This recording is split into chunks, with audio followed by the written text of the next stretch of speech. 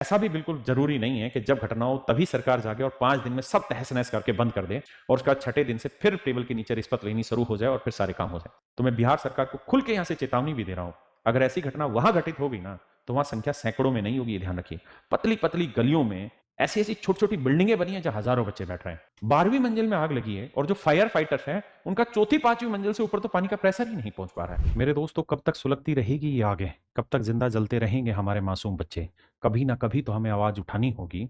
कमी चाहे मेरी हो या कमी सरकार की हो या आपकी, हर किसी को अपनी कमी समझनी होगी। और आज वक्त आ गया है कि अगर आज हमने इन कमियों को दूर नहीं किया तो वो दिन दूर नहीं जब आपके खुद का बच्चा इस परिस्थिति में होगा और बाद में आपके हाथ में कुछ नहीं होगा। मेरे प्यारे बच्चों, नमस्कार। मैं बात करने जा रहा हूं लगातार पिछले 5 सालों में आग की बढ़ती घटनाओं पर। अगर आप ध्यान से देखेंगे मेरे प्यारे बच्चों, तो अभी लखनऊ के अलीगंज में एक कोचिंग सेंटर चल रहा था। बेसिकली ये कोचिंग सेंटर नहीं था, यहाँ 3D मैपिंग और ये सब चीजें, AI टूल्स टाइप चीजें सिखाई जा रही थी। और वहां पर मेरे प्यारे बच्चों इस बिल्डिंग में आग लगी और 15 बच्चे जिंदा जल गए और 7 से ज्यादा बच्चे इस समय हॉस्पिटलाइज हैं जिनकी हालत गंभीर स्थिति में दिखाई जा रही है। मेरे प्यारे बच्चों, सवाल आज यहाँ पे ये खड़ा होता है कि क्या ये घटना पहली बार हुई है? तो जवाब है नहीं। ऐसी घटनाएं लगातार होती रहती हैं। इससे एक ही महीने पहले दिल्ली में मालवीय नगर में एक होटल में घटना घटी, 21 लोग मारे गए। उससे पहले मेरे बच्चे राजकोट में 27 लोग मारे गए। दिल्ली के करोल बाग में घटना घटी, 17 लोग मारे गए। सूरत में कोचिंग सेंटर में आग लगी, 22 लोग मारे गए। और अभी थोड़े ही दिन पहले केरला में एक मंदिर में आग लगी जहां जहां 100 से ज्यादा लोग मारे गए। मतलब हमें यह समझना होगा कि ये घटनाएं लगातार बढ़ती जा रही हैं और ये कोई प्राकृतिक घटनाएं नहीं है, ये सब मानवीय भूल हैं और मानवीय सजाएं हैं जो हम सबको मिलने लग रही है।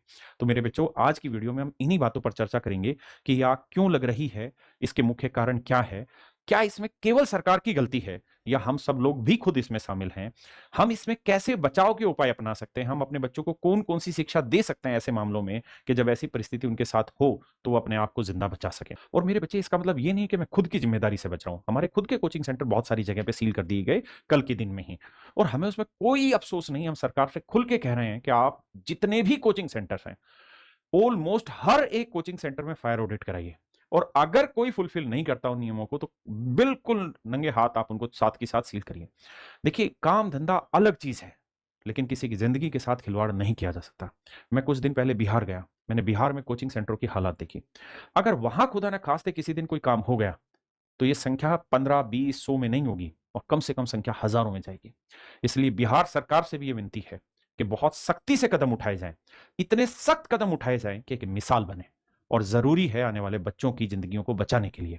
मेरे दोस्तों, मैं आपको कुछ कुछ पॉइंटों पर डिस्कस करूंगा, कुछ बातें आप मुझे बताना और मैं उन पर सजेशन दूंगा। अगर इस फोटो को आप ध्यान से देखेंगे तो ये वही अलीगंज कोचिंग सेंटर की कहानी है जहां पे घटना घटी है। मेरे दोस्तों, अगर आप ध्यान देंगे तो यहाँ पे रस्सियों के थ्रू बच्चे लटक लटक के नीचे आ रहे हैं। और ये रस्सियां नहीं है, ये बेसिकली तार हैं, बिजली के तार हैं, AC के पाइप हैं जिन पे लटक लटक के बच्चे नीचे गिर रहे हैं, नीचे उतर रहे हैं। अब बात यह है कि इन बच्चों को क्या जरूरत पड़ी कि ये यहां से नीचे आ रहे हैं?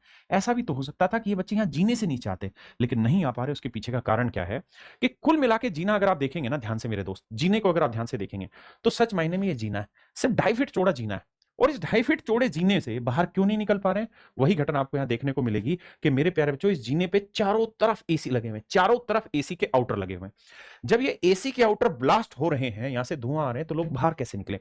और जो सिचुएशन इस ग्राउंड फ्लोर पे आपको दिखाई दे रही है, सेम ही चीज अपर फ्लोर पे भी आपको दिखाई दे रही होगी। यही कारण है कि जब आग लगी तो आपने देखा यहां सारे AC ब्लास्ट हो चुके हैं, सारे AC ब्लास्ट हो चुके हैं। देखिए, AC अपने आप में एक जिंदा जागता बम होता जा रहा है। आप कोई भी घटना कर ले, इस वाली घटना में भी यही कहा जा रहा है, लेकिन अभी पुख्ता रूप से नहीं कहा जा सकता, लेकिन कहा यह जा रहा है कि AC में ब्लास्ट होने की वजह से आग फैली।